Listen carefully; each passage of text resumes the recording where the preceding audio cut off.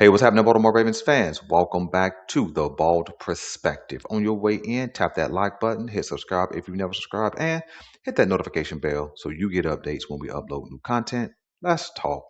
The Tyler Linderbaum conversation is far reaching east, west, north, and south.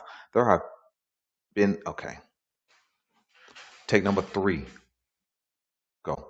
Hey, what's happening, Baltimore Ravens fans? Welcome back to the Bald Perspective. On your way in the door, hit that like button, hit subscribe if you've never subscribed, and hit that notification bell so you get updates when we upload new content. Let's talk. The Tyler Linderbaum news has become far reaching north, south, east, west. There are teams and rumors identified in every part of the football world of somebody may be interested in Tyler Lindenbaum.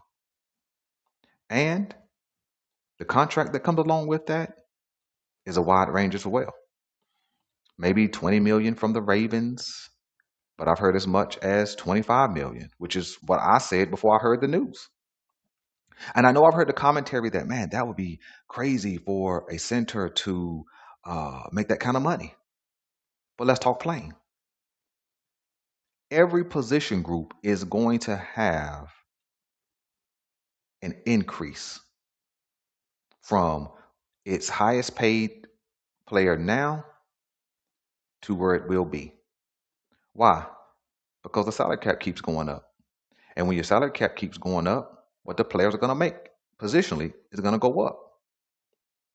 You see, you guys remember there was a day where if a quarterback got $100 million, that was the deal right there. Then it was 150 million. Then it was 200 million. Now it's 300 million. Right? You got to think wide receivers range now between 32 and 40 million. Second tier wide receivers are getting in between 22 and 28 million. Edge rushers, 35, 40 million. So why wouldn't it just spill over to the offensive line and they start getting base for elite talent 22 to 28 million? It's going to happen. And I don't live in that space where, oh, well, if they pay Tyler Linderbaum right now, man, in a couple of years, you'll see that it's a good deal. We don't pay for what's going to be a good deal in the future. We pay for what we can afford now, what we need to do now. So Tyler Linderbaum, listen, brother, go get your paper. Please hear me. This is a PSA, player service announcement. Lindenbaum, go get your paper. It doesn't matter who writing you the check. You can smile all the way to the bank, regardless of who lining up behind you at center, regardless of who your OC is, regardless of who your offensive line coach is. If somebody's willing to pay you 23, 24, 25 million, go get your bag. It may be your last opportunity to cash in, which is your first opportunity to cash in. So go get it. Secure the bag first. Winning will come at some point because only one team wins a Super Bowl. So it doesn't excite me at all to be in contention but never win. What excites me is let me land my bag and then I'll figure out how to win. But because my bag is based on my play, my value. So I'm going to cash in. Because I've heard the commentary that he would be crazy to leave Baltimore for a losing situation. Listen, somebody writes you a 4-year, $100 million check, contract check, 25 million APY. There's no loss. There's no losing with that. So go get your money. Go get your money. Now, let's go deeper. Let's broaden the conversation. See, from a micro level, a player needs to get paid and get all that he can make. If you zoom out, that's when you start looking at the team, the QB he's going to be snapping the ball to, who he's going to be lining up beside. But if you zoom back into a micro level, let me toss a question out there that I haven't heard yet. What if Tyler Lindenbaum just doesn't want to be in Baltimore? Nobody has ever questioned that.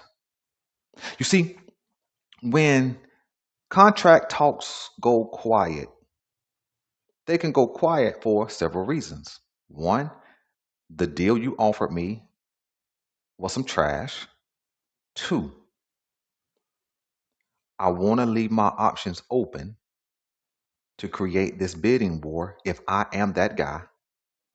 And three, I'm just not interested in playing ball here.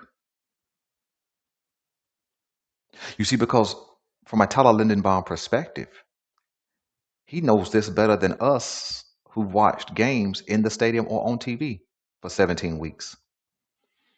He knew who lined up beside him at left guard, and he knew who lined up beside him at right guard. But guess what he also knows? Those two guys will be new this year. Offensive line coach new, offensive coordinator new, head coach new. So there is nothing there that keeps him ingrained, entrenched, locked in to wanting to stay.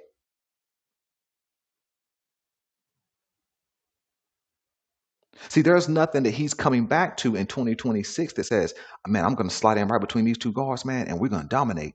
There's nothing that says that. He don't know Emory Jones like that on the field. He barely played. And when you look to the right side, Daniel Falele won't be there. And he already know what Andrew Voorhees is, saying he's hoping that, hey, I don't have to play beside that dude next year.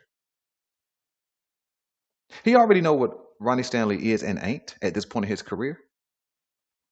And there's question marks about Roger Rosengarten. So the only thing he can do is focus on getting his bag. And if I can get more money to play in a different city of my choosing, why wouldn't I? See, this is no bang or bump on Baltimore, the franchise, or the city. This is me simply saying, with everything changing around Tyler Lindenbaum, every part of what he knew the last 4 seasons is changing. What if he's just out?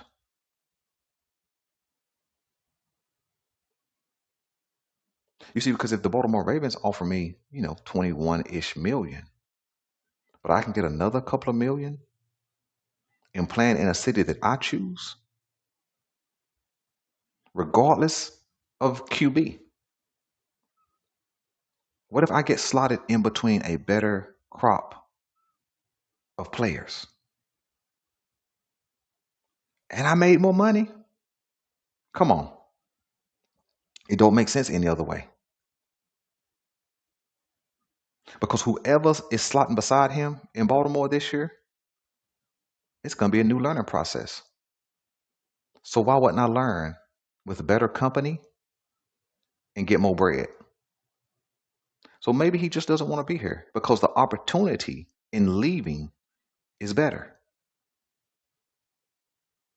Just a thought. Just a thought.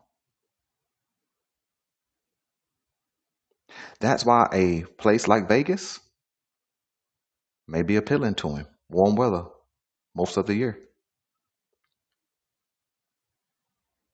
A place like Los Angeles, the Chargers, may be appealing to him. Great weather all year.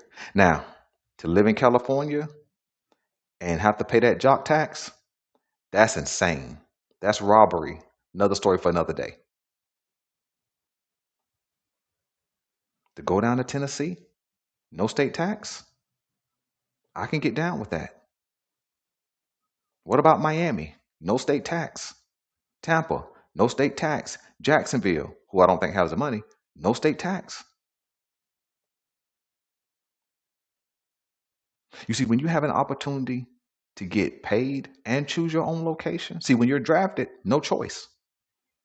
But when you hit that free agency market, you want to get all that you can get.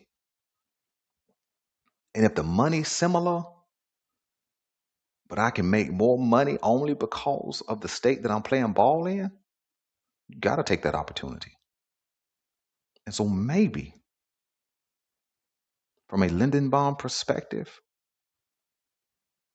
his options may be better. Maybe the pasture is greener on the other side, but we'll see come the ninth. And until next time, I'm out.